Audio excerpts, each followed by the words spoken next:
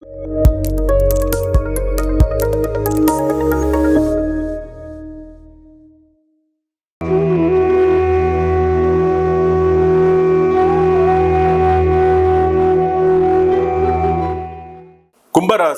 நேயர்களே, தமிழ் புத்தாண்டு குரோதி வருஷம் சித்திரை மாதம் முதல் பங்குனி மாதம் வரையில கும்பராசிக்கு எப்படி இருக்கும்?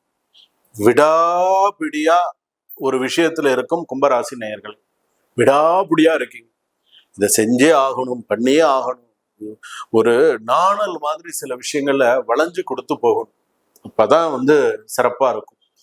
இப்போ கும்பராசி பொறுத்தளவுக்கு பாத்தீங்கன்னா நிறைய கஷ்டங்கள்லாம் அனுபவிச்சுட்டு வந்தாச்சு, நிறைய ஏமாந்துட்டு வந்தாச்சு, நிறைய சாக்ரிஃபைஸ் பண்ணியாச்சு, நிறைய விஷயங்களை விட்டு கொடுத்தாச்சு. ஸோ இதெல்லாம் உண்டு கும்பராசி பொறுத்தளவுக்கு. இப்ப பாத்தீங்கன்னா எதுவுமே கைக்கூடி வராம இருக்கு. இப்போதைக்கு எடுத்துட்டோம்னு சொன்னா இப்ப கரண்ட் பொசிஷன் எல்லாமே நெகட்டிவா தான் இருக்கு. நல்லா ஞாபகம் வச்சுக்கோங்க, கும்பராசி கரண்ட் பொசிஷன் எல்லாமே எப்படி இருக்கு? நெகட்டிவா தான் இருக்கு. யோசிச்சு செய்யுங்க. அது எந்த துறையில இருந்தாலுமே சரி. நீங்க ஒரு கவர்மெண்ட் தொழில இருக்கீங்க, ஒரு கவர்மெண்ட் வேலையில இருக்கீங்கன்னு வச்சுக்கோங்களேன், அதிகார தொழில நீங்க இருக்கீங்கன்னு வச்சுக்கோங்களேன், தேவையில்லாத பிரச்சனைகள்லாம் வரும். எப்பன்னு பார்த்து சில பிரச்சனைகளை உண்டு செய்வார்கள். கவனமா இருக்கணும் அரசாங்கத்துல இருக்கிறவங்க. அதே போல பிரைவேட்ல வேலை பார்க்கிறவர்களும் சரி, பண விஷயங்கள் உத்தியோக விஷயத்துல ரொம்ப கவனமா இருக்கணும். திருமணத்தை எதிர்பார்த்தவர்கள் ரெஜிஸ்ட்ரேஷன் பண்ணலாம். இப்போ வெளிநாட்டுல இருக்கீங்க, நான் மலேசியால இருக்கேன், சிங்கப்பூர்ல இருக்கேன், நான் ரெஜிஸ்டர் பண்ணணும் அப்படின்னு சொன்னா ரெஜிஸ்டர் இந்த மாசத்துல ரெஜிஸ்டர் பண்ணலாம், வர மாசத்துலலாம் ரெஜிஸ்டர் பண்ணலாம். திருமணம்லாம் கூடி வரும். அதுக்கப்புறமாலாம் நீங்க கல்யாணம் பண்ணலாம், சிறப்பா இருப்பீங்க. கல்யாண விஷயங்கள்லாம் உண்டு, புத்திரபாகியங்கள்லாம் உண்டு. ஸோ புத்திரபாகியம்லாம் நல்லா சந்தோஷமா இருக்கும். அதெல்லாம் நீங்க பண்ணிக்கலாம். நல்லா இருக்கு. கும்பராசி பொறுத்தளவுக்கு சொர்ணாகர்ஷ்ண பைரவர் வழிபாடு ரொம்ப சிறப்பு. அதே போல குற்றாலநாதர், குற்றாலத்தில் இருக்கக்கூடிய குற்றாலநாதர் மிகுந்த சிறப்பை தரக்கூடியதாக அமையும். அதுக்கு அடுத்ததாக பாத்தீங்க அப்படின்னு சொன்னா, உங்களுடைய ராசியில பாத்தீங்க அப்படின்னா கும்பராசி பொறுத்தளவுக்கு குரு பெயர்ச்சி அப்படின்னு நம்ம சொல்றோம். இந்த குரோதி வருஷத்துல வருது இல்லையா, குரு பெயர்ச்சி. கும்பம், மீனம், மேஷம், ரிஷபம். தாயாருக்கு உடல்நிலை பாதிப்பு, தாயாருக்கு மன உளைச்சல், மன சங்கடங்கள் அதிகமாக இருக்கும். அம்மா ரொம்ப வெறுப்பா இருப்பாங்க, வெறுப்பு தன்மை அதிகமாக இருக்கும். ரொம்ப மன உளைச்சல் அதிகமா இருக்கும். என்னடா பொண்ணுக்கு கல்யாணம் பண்ண முடியல, என்னடா பிள்ளைக்கு கல்யாணம் பண்ண முடியல, என்னடா புள்ள சொல் பேச்சு கேட்கலையே, ஐயோ என் பையன் சொல் பேச்சு கேட்க மாட்டேறான், பொண்ணு சொல் பேச்சு கேட்க மாட்டேறான், ஒரு கோயிலுக்கு போக சொன்னாலும் போக மாட்டேங்கிறாங்க, எனக்கு இந்த மாதிரி எல்லாம் பிரச்சனை இருக்கு. இதெல்லாம் இருந்துட்டுதான் இருக்கு. உடல்நிலை பாதிப்பு அதிகமா இருக்கு. பணம் ஏமாந்து போறதுக்கு வாய்ப்பு நிறைய இருக்கு. எங்கன்னா பணத்தை கொடுத்தீங்க, ஃபினிஷ்ட். எங்கன்னா பணம் இந்த இருக்கு, இந்த இப்ப ஏமாந்து போறதுக்கு நிறைய வாய்ப்பு இருக்கு. தொலைஞ்சு போறதுக்கு வாய்ப்பு இருக்கு. கவனமா இருக்கு.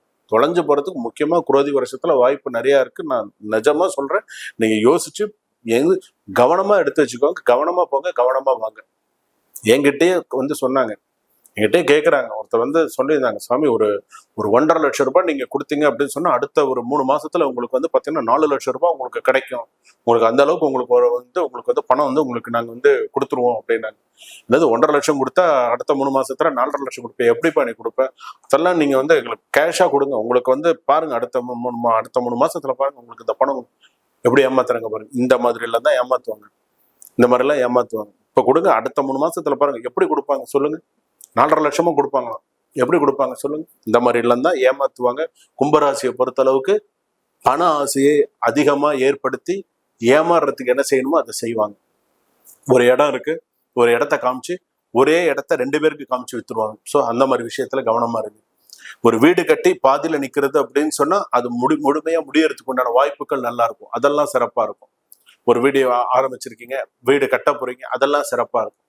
பண விஷயத்துல கவனமா இருக்கு. ஏன் ஏமாந்து போறதுக்கு வாய்ப்பு இருக்குன்னு நீங்க கொடுப்பீங்க, கடைசியில அது திரும்ப உங்க கைக்கு வரத்துக்கு ரொம்ப கஷ்டமா இருக்கும்.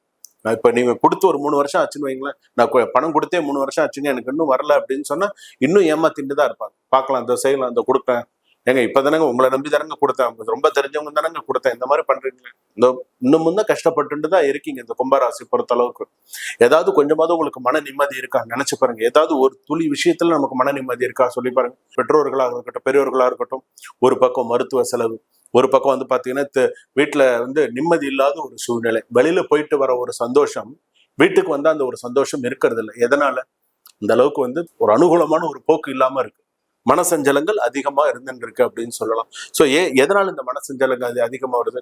இந்த கிரக சூழ்நிலைகள், அர்த்தாசிரமத்துல இருக்கக்கூடிய குரு, ஸோ இந்த மாதிரியான சில பிரச்சனைகள் இதெல்லாம் இந்த கும்பராசி பொறுத்தளவுக்கு அதிகமா இருக்கு.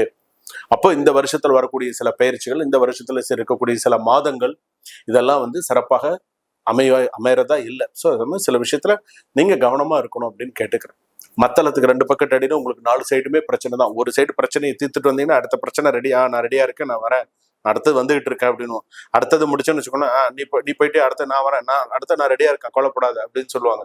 இது முடிஞ்சுன்னு வச்சுக்கோங்க, அடுத்தடுத்து ஒன்னு முடிச்சா ஒன்னு அடுத்த ரெடியா இருக்கு, நான் ஃப்ரீயா இருக்கேன்னு மட்டும் நினைச்சுக்காதீங்க.